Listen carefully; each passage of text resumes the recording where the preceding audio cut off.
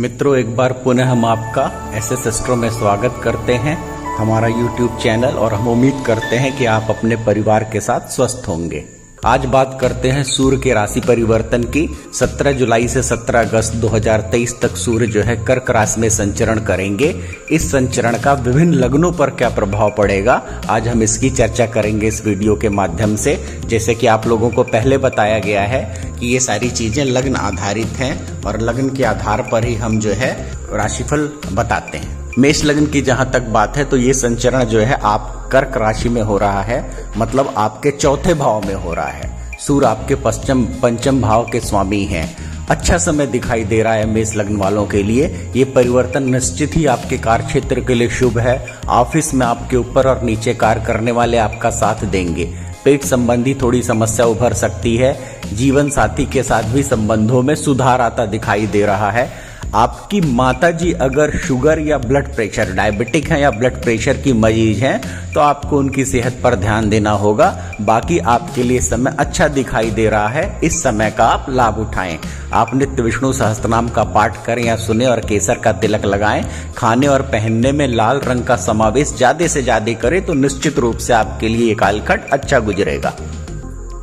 बात करते हैं वृष लग्न की, तो ये संचरण कर्क राशि मतलब आपके तीसरे भाव में हो रहा है। सूर्य आपके चतुर्थ स्थान के स्वामी हैं। ये संचरण आपके लिए बहुत अच्छा दिखाई नहीं दे रहा है।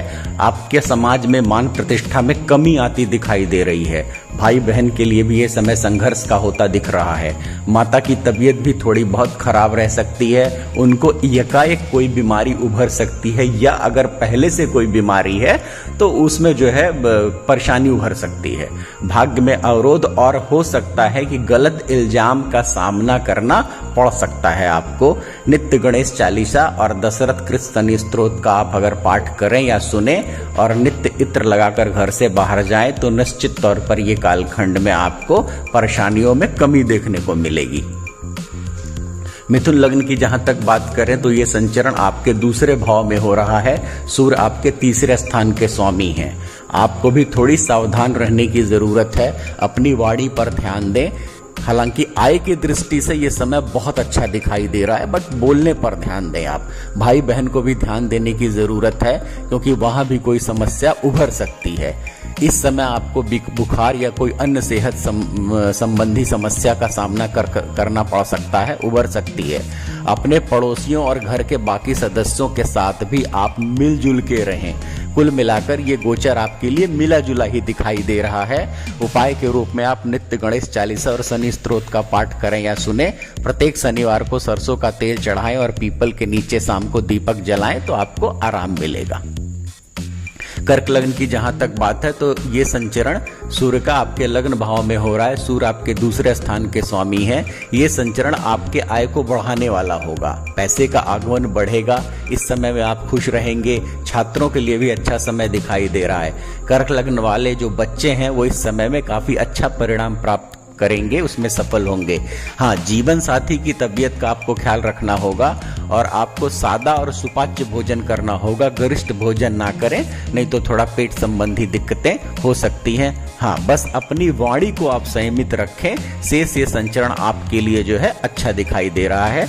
नित्य विष्णु सहस्त्रनाम और दशरथ कृत शनि स्तोत्र का पाठ करें या सुने और लाल चंदन का तिलक लगाएं। खाने और पहनने में लाल रंग का समावेश ज्यादा से ज्यादा करें तो आपको काफी लाभ मिलेगा।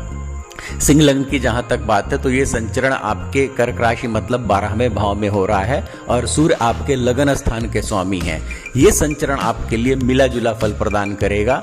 सेहत संबंधी दिक्कतें उभरती दिखाई दे रही हैं। जिन लोगों को ब्लड प्रेशर या डायबिटीज की बीमारी से जो लोग ग्रसित हैं उनके लिए बहुत अच्छा नहीं दिखाई दे रहा है। वहां आपको जो है डॉक्टर की नियमित सलाह की जरूरत है। हाँ, यदि आप विदेश जाना चाहते हैं या घर से दूर रहते हैं तो ये समय आपके लिए इस दृष्टिकोण से बहुत अच्छा है।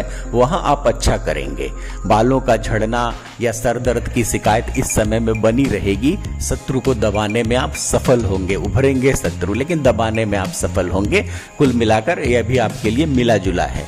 आपको भी सलाह दी जाती है कि नित्य विष्णु सहस्त्रनाम और दशरथ कृत शनि स्तोत्र का पाठ करें या सुने और केसर का तिलक लगाएं और खाने पहनने में पीले रंग का समावेश ज्यादा से ज्यादा करें। खाने में हल्दी की मात्रा आप थोड़ी बढ़ा दें। कन्या लग्न की जहां तक बात है तो ये संचरण कर्क राशि आपके 11वें भाव में हो रहा है। सूर्य आपके 12वें स्थान के स्वामी है। ये संचरण जो है वो आपके लिए स्थान परिवर्तन वाला दिखाई दे रहा है। पदोन्नति के साथ साथ ट्रांसफर के योग दिखाई दे रहे हैं। अपनी मनचाही जगह पर आप जा सकते हैं। कहीं यात्रा के भी योग बन रहे हैं। पैसे भी आपके बचना शुरू होंगे क्योंकि आपकी आय में बढ़ोतरी दिखाई दे रही है। तो निश्चित तौर पर जो है ये आपके लिए ठीक है। बच्चे को लेकर कुछ अच्छी और कुछ चिंतित करने वाली दोनों तरह की बातें हो सकती हैं।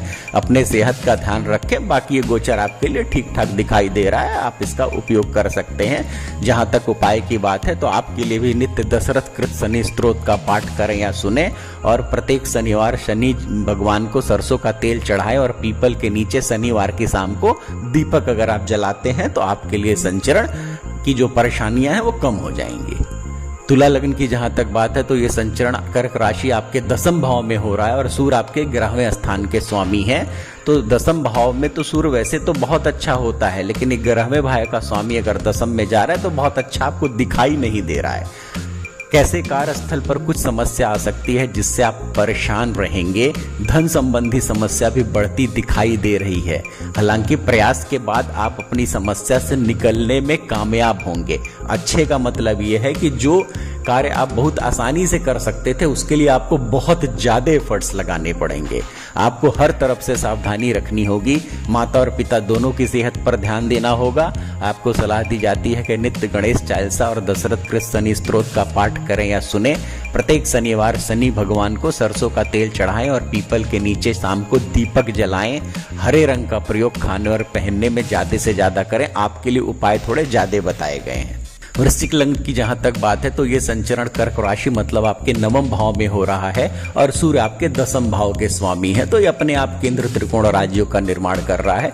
ये संचरण बहुत अच्छा है। नौकरी और व्यापार में काफी अच्छा दिखाई दे रहा है। आपके काम की हर तरफ तारीफ होगी और आपको सम्मान मिलेगा। आप अपने कार्यों को सफलता के साथ पूरा करेंगे। आपका पराक्रम बढ़ा रहेगा। शत्रु को परास्त करने में आप सफल होंगे। हाँ, थोड़ी चीज ये है कि आपको बुखार या कोई और मतलब ज्वर संबंधी बुखार संबंधी कोई समस्या हो सकती है या रिस्पिरेटरी ट्रैक में, अतः सावधानी के साथ घर से निकलें। कुल मिलाकर ये गोचर आपके लिए बहुत अच्छा दिखाई दे रहा है। आप इसका उपयोग करें। आपको भी सलाह दी जाती है इसको और अच्छा करना है तो नित्य विष्णु सहस्त्रनाम और दशरथ कृत शनि स्तोत्र का पाठ करें और सुने और केसर का तिलक लगाएं। खाने और पहनने में भी पीले रंग का समावेश ज्यादा से ज्यादा करें। धनु लग्न की जहां तक बात है तो कर्क राशि मतलब ये आपके 8वें भाव में हो रहा है और आपके 9वें स्थान के स्वामी है। ये कोई बहुत अच्छी बात नहीं हो रही है। ये संचरण आपके लिए अच्छा नहीं दिखाई दे रहा है। भाग्य में कमी होती दिख रही है। आपकी सेहत स्पेशली खराब रह सकती है। ज्यादा परेशानी सेहत की हो रही है। आपको बुखार हो सकता है, जोड़ों में दर्द हो सकता है और जो मांसपेशियां आपकी है ना वो थोड़ी सी जो है उसमें दिक्कतें आ सकती है। वो उसमें खिंचाव हो सकता है। तो इस तरह की समस्या का लग रहा आप सामना करेंगे। कोई मूत्रजनित विकार भी संभव है। हाँ, किसी बात को लेकर इस समय इस कालखंड में आप बहुत परेशान रहेंगे। आप दुविधा में रहेंगे। कहीं यात्रा का प्रोग्राम बना सकते हैं। कुछ बातें यकाएक ऐसी होंगी जिससे आपका मन प्रसन्न भी होगा। पूरी तरह से खराब नहीं है ये कालखंड, लेकिन कुल मिला के बहुत अच्छा नहीं कहा जा सकता है। नित्य विष्णु सहस्त्रनाम और दशरथ कृत शनि स्तोत्र का पाठ करें, सुने और केसर का अगर आप तिलक लगाते हैं और खाने और पहनने में आपको भी सलाह दी जाती है कि पीले रंग का समावेश ज्यादा से ज्यादा करें तो आपको इस संचरण के परिणाम में अशुभ फलों में कमी मिलेगी। मकर लग्न की जहां तक बात है तो ये संचरण आपके 7वें भाव में हो रहा है और सूर्य आपके 8वें स्थान के स्वामी है। अष्टम का भी 7वें में आना कोई बहुत अच्छा नहीं है। तो ये भी किसी दृष्टि से ठीक नहीं है। आपका स्थान परिवर्तन हो सकता है जो आपको पसंद नहीं आएगा। आप बहुत ज्यादा डिस्टर्ब रहेंगे। चीजें आपके मन माफिक होती नहीं दिखाई दे रही हैं। इस समय वाणी और मन दोनों पर आपका नियंत्रण बहुत आवश्यक है। कोई बीमारी भी उभर सकती है या एक्सीडेंट के भी योग बन रहे हैं। हाँ, जीवन साथी की तबीयत भी खराब रहेगी और उनका व्यवहार भी ठीक नहीं होगा आपके साथ। आपको पेट या जनन संबंधी तकलीफ हो सकती है। पैसे की भी हानि संभव है। अपनी गलतियों का आप विश्लेषण करें जिससे कि आगे आपके लिए सुधार हो। नित्य गणेश चालीसा और दशरथ कृत शनि स्तोत्र का पाठ करें या सुने और प्रत्येक शनिवार शनि भगवान को सरसों का तेल चढ़ाएं और पीपल के नीचे शाम को दीपक जलाएं तो निश्चित ही आपके अशुभ फलों में कमी आएगी। कुंभ लग्न की जहां तक बात है तो ये संचरण कर्क राशि मतलब आपके 6वें भाव में हो रहा है। सूर्य आपके 7वें स्थान के स्वामी हैं। आपके लिए संचरण मिला जुला रहेगा। नौकरी व्यापार में कुछ ऐसा होगा जो आपको पसंद नहीं आएगा। चीजें बहुत ज्यादा आपके मन माफिक नहीं होंगी, लेकिन उतना खराब नहीं है जितना पीछे वाली राशि लग्न के लिए था। इस सब अपने वाणी और मन आपको भी नियंत्रण में रखना आवश्यक है। हाँ, कार्यस्थल पर आप शत्रु से निपटने में कामयाब होंगे और कहीं बदलाव हो सकता है, जैसा हमने पहले बताया। यात्रा के भी योग बन रहे हैं। जीवन साथी की तरफ से कोई समस्या आ सकती है, व्यवहार में या किसी और उसमें दूरी दिखाई दे रही है। सावधान रहें और जितना जरूरत हो उतना ही बोलें। नित्य गणेश चालीसा आप भी और दशरथ कृत शनि स्तोत्र का पाठ करें या सुने, और प्रत्येक शनिवार शनि को सरसों का तेल चढ़ाएं और पीपल के नीचे अगर आप दीपक जलाते हैं शाम को तो निश्चित तौर पर आपको आराम मिलेगा। मीन लग्न की जहां तक बात है तो ये संचरण कर्क राशि मतलब आपके 5वें भाव में हो रहा है और सूर्य आपके 6वें स्थान के स्वामी हैं। ये संचरण आपके लिए मिला जुला दिखाई दे रहा है। आपको अपनी वाणी और व्यवहार पर नियंत्रण रखना होगा।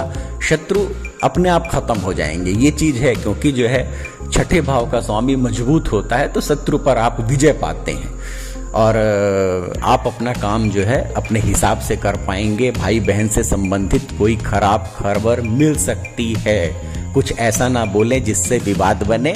खासकर आपके कार्यस्थल पर थकान आपको लगी रहेगी। सेहत संबंधी जो समस्याएं हैं, खासकर पेट संबंधी, वो आपको परेशान करेंगी।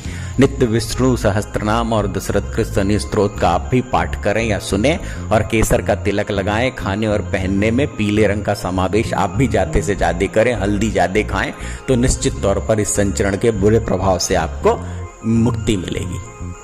यहाँ मित्रों आपको बताना चाहूँगा कि ये मासिक भविष्यफल ग्रहों के गोचर पर आधारित है। इसका वास्तविक और सटीक फल अगर आप प्राप्त करना चाहते हैं तो कुंडली में आपके ग्रहों की स्थितियों का विश्लेषण बहुत आवश्यक है। आपको सलाह दी जाती है कि आप किसी प्रबुद्ध ज्योतिषाचार्य से अपनी कुंडली का विश्लेषण करवाएं, क्योंकि ये विश्लेषण जो है ये सिर्फ सूर्य के संचरण पर आधारित है। कृपया इस चैनल को लाइक करें, सब्सक्राइब करें और ज्यादा से ज्यादा संख्या में शेयर करें। धन्यवाद।